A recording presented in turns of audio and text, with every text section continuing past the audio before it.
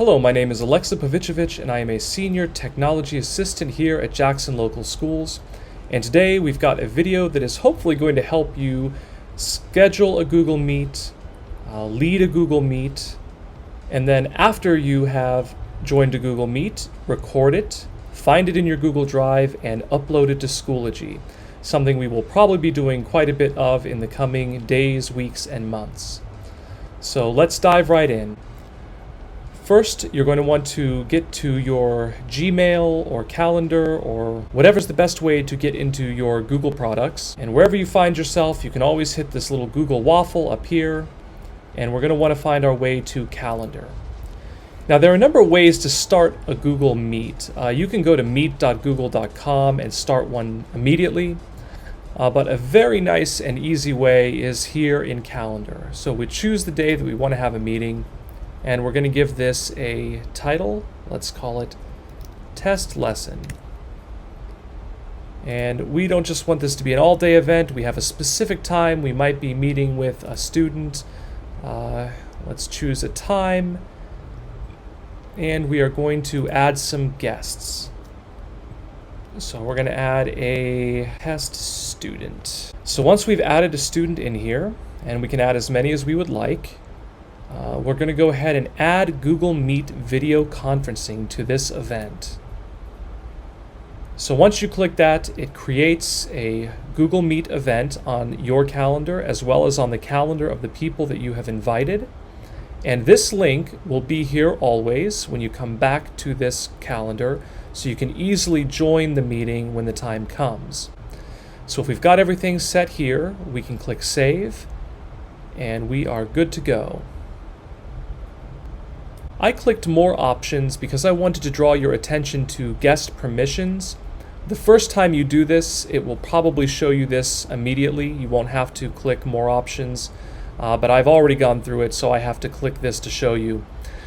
For your guests, you probably want to make sure they can't modify the event and they can't invite other people. So just be sure that you set your defaults to have none of these items checked, so that only you can be the one who controls who is allowed to join the meeting or when the meeting actually takes place. So after you hit save, it's going to ask if you want invitation emails to be sent to the guests that you've invited. Yes, I'm going to have those emails sent, and voila. We have our test lesson for Google Meet set up. And our test student who we invited in their email should have a message directing them to their calendar to join this event. So when the day and the time of the event come, we're going to come back here to our calendar. We're going to click on our test lesson and join it with Google Meet. The first time you open Google Meet, you may be prompted by your Chrome browser to allow microphone access and to allow camera access. Go ahead and say yes to those items. You can always turn your microphone off and your camera off anytime after that in the meeting, but if you want it to work at all, you have to give your Chrome browser permission to access those tools on your computer. So here you see a preview of what your students are going to see. You want to be sure that whatever is behind you is appropriate. We don't want anything back there that we might be embarrassed if a parent or a student might see, so be aware of your surroundings. You also want to make sure that you have plenty of light. So if that looks good and your microphone and camera are on and you would like to join that way, go ahead and join now. And now you're in Google Meet, and this is what your students who join will see. So we're going to go ahead and have a student join right now. So now that your student is here, we're going to start off the meeting by making sure that your student is aware of the terms and items and the essential agreements for video conferencing. The video covers a lot of bases, including etiquette, how to mute one's microphone, to advise your students to mute their microphones, which you can see clearly right here that we're both muted. The essential agreement will also give you the verbiage to let your students know that you intend to record a session, and if they, the parent or guardian, wish to turn off the camera or the microphone for privacy purposes, now is the time to do so. It will also let you know to alert your student, parent, and guardian that they are not allowed to take screenshots, to record video or audio of any of these lessons as well. So be sure to thoroughly look through that essential agreements for video conferencing. It will give you a lot of feedback. These kinds of items must be addressed at the beginning of each video conference. Once the students are aware that the recording is going to take place, I'm going to come down here and record the meeting. And you will get a reminder to ask for consent. So since this is kind of new territory, it is a very useful tool here that as you click record, it's going to remind you of that essential agreement, ask for consent. We're going to accept, and we'll see here in the upper left corner a little record button, which spins gray and then red when it is finally recording. So we're just going to record a few minutes here of this lesson. I think that will probably be enough. Now that this recording is done, we come back down here to our little snowman and stop recording. And it tells you it's going to be saved into Alexa Pavicevich's Google Drive. Of course, this will be saved to your own Google Drive when you make the video. And that's it. That is getting invitation out there, inviting a student, having you and a student join a meeting, and recording a meeting. It's important to note at this point, though, that Google Meet will not allow you to just close a meeting out to everybody if it's been scheduled for a lot of people.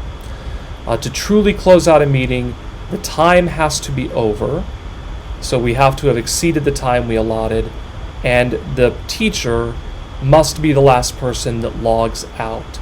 So you've got to advise your students to log out. If they walk away from their computer and stay logged in, that's okay, because you can come over to their name in this meeting details list, which you can find up here, show everyone, find the student that forgot to log out, and remove them. Once we are the last person in the meeting, we can close the meeting out.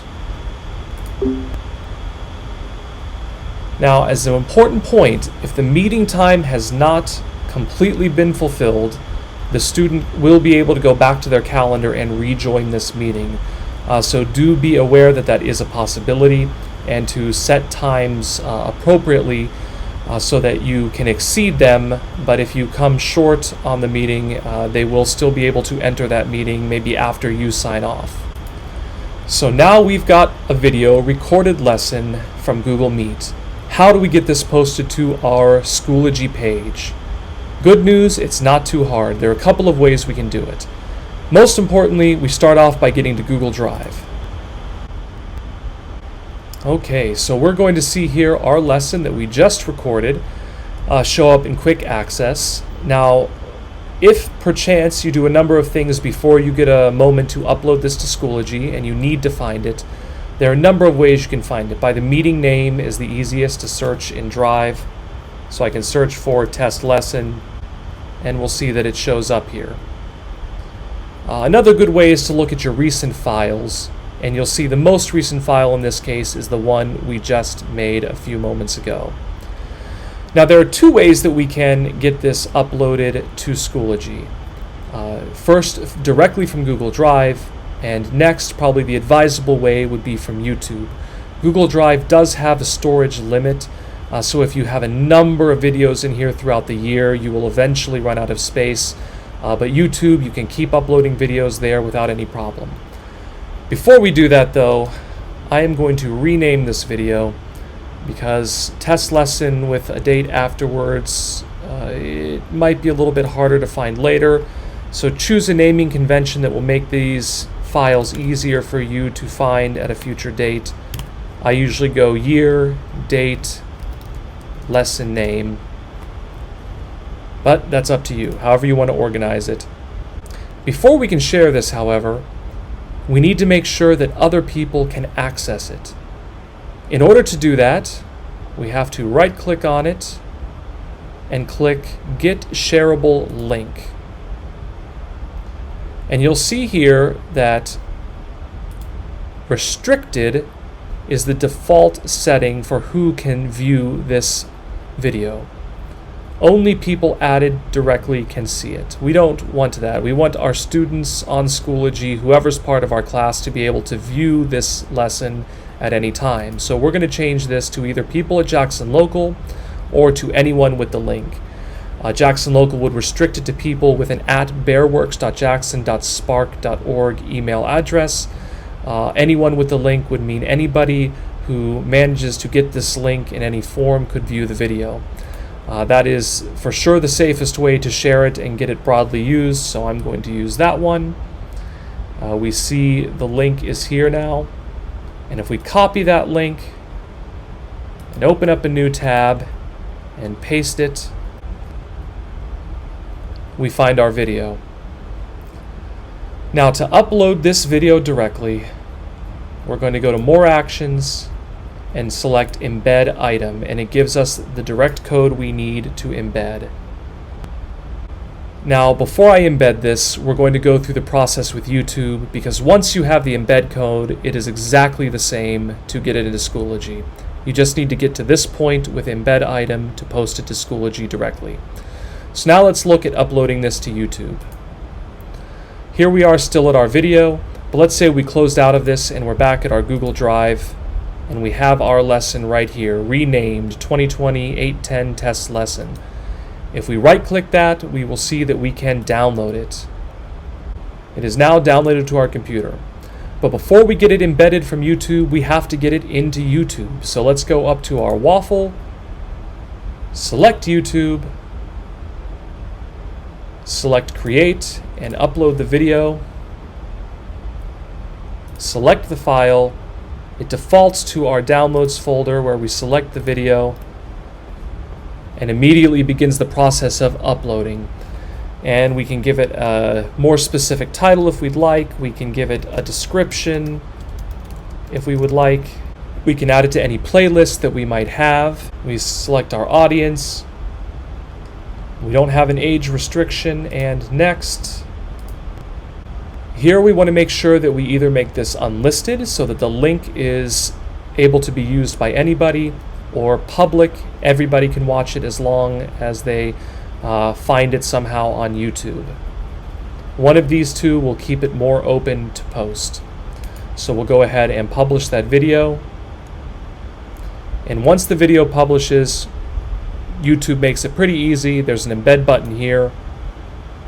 And again, just like when we did it directly from Google Drive, we see our embed video code, which we're going to copy. And then we're going to open up in Polaris and paste. Find our classroom, add a material. I'm going to add this as a page. Lesson from August 10th. And to embed it, we are going to go to the Insert Content button, Image Media, from the web, Media. And you'll see once you click Media, it says Link or Embed, and we're going to paste our code to embed it. Now we see a new page with our embedded lesson, which we can now watch. So in this lesson, we scheduled a Google Meet. We started a Google Meet with another student. We used our essential agreements for video conferencing to explain the rules and expectations and consent for the recording of that lesson to take place. We recorded the lesson, we found it in Google Drive, and we uploaded it to YouTube and embedded it in a Polaris course.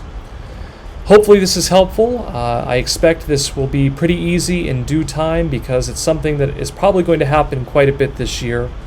If you have any questions though, or if anything is less than clear, please don't hesitate to reach out. I will be happy to help.